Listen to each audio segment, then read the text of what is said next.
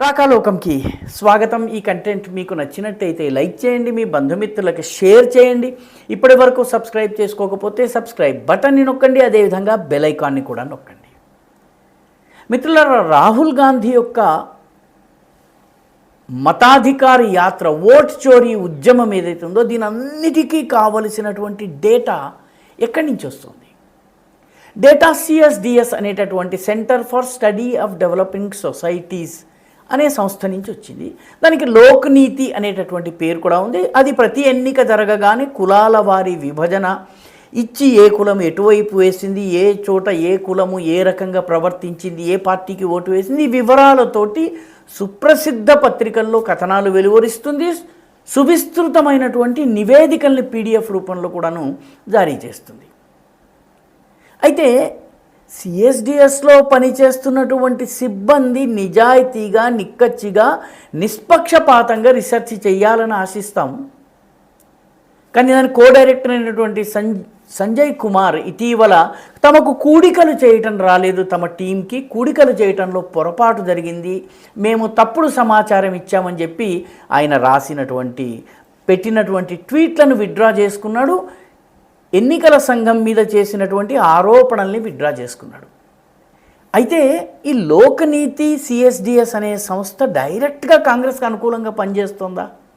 ఈ సందేహం ఎందుకు వస్తుందంటే, లోక్నీతిలో రీసెర్చర్గా పనిచేస్తున్నటువంటి ఒక అమ్మాయి ఉంది. అమ్మాయి పేరు కృష్ణాంగి సిన్హా.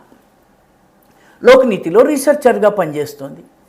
ఈ కృష్ణాంగి సిన్హా యొక్క ట్విట్టర్ ప్రొఫైల్లో వెళితే ఆమె కాంగ్రెస్ పార్టీకి సంబంధించినటువంటి social media and research cell సభ్యురాలన్నది కూడా తెలుస్తుంది. కాంగ్రెస్ పార్టీకి సంబంధించినటువంటి సోషల్ మీడియా రీసెర్చ్ చేసేటటువంటి డేటా రీసెర్చ్ చేసేటటువంటి సంస్థలో కూడా ఆమె మెంబర్గా ఉంది. ఒకే వ్యక్తి ఏకకాలంలో 2 సంస్థల్లో రీసెర్చర్గా ఉండడము కాన్ఫ్లిక్ట్ ఆఫ్ ఇంట్రెస్ట్, అంటే ద్వంద్వ ప్రమాణాలని పాటించటం అవుతుంది. ఒక దగ్గర చేస్తున్నటువంటి పని ఇంకొక దగ్గర చేస్తున్న పని వల్ల ప్రభావితం అయ్యేటటువంటి పరిస్థితి వస్తుంది. ఇంతకీ ఈ లోక్నీతిలో పనిచేస్తున్నట్టుగా ఉన్న ఈ కృష్ణాంగి సిన్హా ఎవరు అని కనుక చూస్తే, ఆమె తండ్రి పేరు అభినయ్ సిన్హా. ఆయన బీహార్లోని ముజఫర్పూర్ జిల్లాలో ఉన్నటువంటి పారు అసెంబ్లీ నియోజకవర్గంలో కాంగ్రెస్ పార్టీ నాయకుడు. తండ్రి కాంగ్రెస్ పార్టీ, ఈమె కాంగ్రెస్ పార్టీ రీసెర్చ్ సెల్లో ఉంది, లోక్నీతిలో కూడా పనిచేస్తోంది. ఏదోలే పనిచేస్తుందని అనుకున్నట్టయితే డైరెక్టర్ అయినటువంటి సంజయ్ కుమార్ తన తప్పుడు డేటాతో పత్రికల్లో సరిగ్గా రాహుల్ గాంధీ ఓట్ చోరీ అనేటటువంటి నినాదాన్ని తీసుకుని బీహార్లో యాత్ర చేయడానికి బయలుదేరినప్పుడు దానికి ముందు కొన్ని పత్రికల్లో కథనాలు వచ్చాయి. ఈ కథనాలన్నీ సంజయ్ కుమార్ రాశారు. సంజయ్ కుమార్తో పాటు ఆథర్గా సహరచయితగా ఉన్నటువంటి పేరు కృష్ణాంగి సిన్హా. కాంగ్రెస్ కుటుంబానికి చెంది యాక్టివ్ పాలిటిక్స్లో ఉన్న వ్యక్తి కుమార్తె కాంగ్రెస్ పార్టీ రీసెర్చ్ సెల్లో ఉంటూ లోక్నీతిలో ఉంది. ఏదో చిన్న స్థాయి ఉద్యోగులే అంటే డైరెక్టర్ గారితో పాటు కలిసి రచనలు చేసేంత కీలకమైన పొజిషన్లో ఉంది. ఈమె జాగ్రత్తగా గనక చూసినట్లయితే, ఈమె సోషల్ మీడియా అకౌంట్లో గనక వెళితే, ఈమె రాహుల్ గాంధీకి సంబంధించిన భారత్ జోడో యాత్ర జరుగుతున్న సందర్భంలో లేనీ జాధవ్ అనేటటువంటి ఒక మహిళతో కలిసి చెయ్యి గుర్తు బ్యాక్డ్రాప్లో ఫోటో దిగారు. లేనీ జాధవ్ ఎవరు? లేనీ జాధవ్ కాంగ్రెస్ పార్టీ యొక్క social media and research and డేటాకి సంబంధించిన సెల్ యొక్క ఇన్ఛార్జ్. లింక్ ఒక్కసారిగా అర్థం చేసుకోండి. వీళ్ళిద్దరూ కలిసి దిగారు. ఈ లేనీ జాధవ్ రాహుల్ గాంధీకి అత్యంత సన్నిహితురాలు, కాంగ్రెస్ కుటుంబానికి అత్యంత సన్నిహితురాలు. ఈవిడ రాహుల్ గాంధీ చేసినటువంటి భారత్ జోడో యాత్రలో ఆయనతో పాటు కలిసి ప్రయాణం చేసింది. మనం సాధారణంగా పెద్ద రాజకీయ నాయకుడి మీదే మన దృష్టి ఉంటుంది, పక్కన నడిచే వాళ్ళ మీద మన దృష్టి ఉండదు. పక్కన నడిచే వాళ్ళు సెలబ్రిటీస్ కాకపోతే దృష్టి ఉండదు. ఈ లేనీ జాధవ్ అనేటటువంటి మహిళ రీసెర్చ్ అండ్ డేటాకి సంబంధించిన సెల్ యొక్క ఇన్ఛార్జ్. ఆమెతో పాటు కలిసి పనిచేసేటటువంటి కృష్ణాంగి యాదవ్ సంజయ్ కుమార్తో కలిసి అబద్ధపు డేటా ఆధారంగా ఎన్నికల సంఘం పైన బురద జల్లేటటువంటి పనిని చేసింది. ఈమె లోక్నీతిలో ఉన్నట్టుగా ఉంది, కానీ కాంగ్రెస్ పార్టీ రీసెర్చ్ సెల్ కూడా ఈమె సభ్యురాలు, చాలా కీలకమైనటువంటి సభ్యురాలు.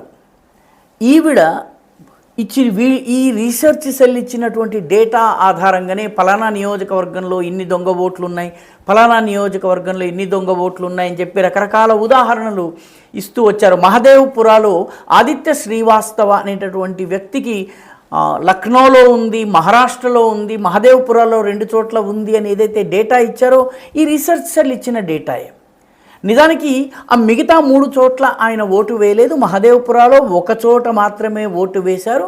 ఆయన ట్రాన్స్ఫర్ అయిన కారణంగా మహదేవ్పురాలో ఉన్నారు, లక్నోకి చెందిన ఆయన మహారాష్ట్రలో పనిచేసి లక్నోకి వచ్చారని తేలింది. కాబట్టి 4 చోట్ల ఓటు వేయలేదన్నది స్పష్టమైపోయింది. అదేవిధంగా వీళ్ళు గుర్కీరత్ డాంగ్ అనేటటువంటి వ్యక్తికి 4 చోట్ల ఓటు ఉందని చెప్పారు, కానీ అది కూడా అబద్ధమంటే 4 చోట్ల ఓటు ఉన్నప్పటికీ ఆయన 1 చోటే ఓటు వేశారు. మిగతా 3 చోట్ల కూడా ఓటును తీసేయమని ఆయన ఆల్రెడీ అప్లై చేసుకున్నాడు. అదేవిధంగా రాహుల్ గాంధీ ప్రస్తుతం బీహార్ యాత్రలో ఉన్న సమయంలో బీహార్లో ఆయన రుంజుదేవి అనేటటువంటి మహిళ పేరిట ఓటే లేదు, ఆమె బ్రతికుంది ఆమె ఓటు లేదు అని చెప్పి అన్నారు. కొంత ఈ రీసెర్చ్ సెల్ ఇచ్చినటువంటి డేటా ఆధారంగా, కాంగ్రెస్ పార్టీ రీసెర్చ్ సెల్ ఇచ్చిన డేటా ఆధారంగా, కానీ తరువాత బిఎల్ఓస్ ఎవరైతే బూత్ లెవెల్ ఆఫీసర్స్ ఉంటారో వీళ్ళు నిజమైన ఓటర్ లిస్టు తీసుకువెళ్ళి ఆ మహిళ దగ్గరికి వెళ్ళి, అమ్మ ఇదిగో నీ పేరు అని చెప్పిన తర్వాత నా పేరు వాళ్ళు ఒకటి చూపించారు, అందులో నా పేరు లేదు కాబట్టి నేను అలా అనుమానించాను, కానీ నా పేరు ఓటర్ల జాబితాలో ఉన్నది అని చెప్పి ఆమె చెప్పింది. ఈ రకంగా ఫాల్సిఫైడ్ డేటా, అబద్ధాల డేటా, తప్పుల తడకల డేటాను తీసుకుని రాహుల్ గాంధీ ఓట్ చోరీ పేరిట ఉద్యమం చేస్తున్నారు. అయితే దాని వెనక పనిచేస్తున్నటువంటి శక్తులు ఒకేసారి సిఎస్డిఎస్లో, ఒకేసారి కాంగ్రెస్ పార్టీ రీసెర్చ్ సెల్లో ఎలా ఉండగలుగుతున్నారు? ఇది కాన్ఫ్లిక్ట్ ఆఫ్ ఇంట్రెస్ట్ కాదా? పైగా ఆమె రాజకీయ నేపథ్యం అందరికీ తెలిసినటువంటి విషయం కాబట్టి మొత్తము ఓట్ చోరీ పేరిట రాహుల్ గాంధీ చేస్తున్నటువంటి ఓట్లన్నీ కూడాను పోతున్నాయి, దొంగ ఓట్లు పడుతున్నాయని రాహుల్ గాంధీ చేస్తున్నటువంటి ఆరోపణ ఏదైతే ఉందో అది తప్పుడు డేటా మీద ఆధారపడింది. సిఎస్డిఎస్లో కాంగ్రెస్ పార్టీకి అనుకూలంగా పనిచేసేటటువంటి వ్యక్తులు ఇంకెందరు ఉన్నారు? ఎంతమందికి రాజకీయంగా కాంగ్రెస్ పార్టీతో సాన్నిహిత్యం ఉంది? దీనిపైన దర్యాప్తు జరగవలసినటువంటి అవసరం ఉంది. తమాషా ఏంటంటే విదేశీ ధనం వస్తుంది, కానీ భారత ప్రభుత్వం యొక్క హ్యూమన్ రిసోర్స్ డెవలప్మెంట్ విభాగానికి సంబంధించినటువంటి CSI centre for social science రీసెర్చ్కి సంబంధించినటువంటి సిఎస్ఎస్ఐఆర్ అనేటటువంటి సంస్థ నుంచి లోక్నీతికి, అదేవిధంగా సిఎస్డిఎస్కి నిధులు వస్తాయి. ఇప్పుడు నోటీస్ జారీ చేశారు, అది వేరే విషయం. కానీ 10-12 సంవత్సరాలుగా మోదీ ప్రభుత్వం వచ్చిన తర్వాత కూడా ఇది ఎలా కొనసాగింది? అసలు సిఎస్డిఎస్లో ఏ శక్తులు ఉన్నాయి, ఎవరు, వాళ్ళ బ్యాక్గ్రౌండ్ ఏంటన్నది చెక్ చేయవలసినటువంటి అవసరం ఉంది. లోతైనటువంటి దర్యాప్తు జరగవలసినటువంటి అవసరం ఉన్నది. తప్పుడు డేటాతో అబద్ధాలను నిజాలుగా నమ్మబలికి ప్రజలు చెక్ చేయరు కాబట్టి ఏదన్నా చెప్పవచ్చు అన్నటువంటి ధోరణితోటి ఈ రకంగా ఒక పార్టీకి మేలు చేసే రీతిలో పనిచేస్తున్నటువంటి శక్తులపైన నిఘా వేసి ఉంచాలి, దర్యాప్తు జరగాలి, శిక్షలు కూడా పడాల్సినటువంటి అవసరం ఉంది. ఈ వీడియో మీకు నచ్చినట్టయితే లైక్ చేయండి, షేర్ చేయండి, ఈ ఛానల్కు సబ్స్క్రైబ్ చేయండి, మీ అభిప్రాయాన్ని కమెంట్ల రూపంలో తప్పనిసరిగా పంపించండి.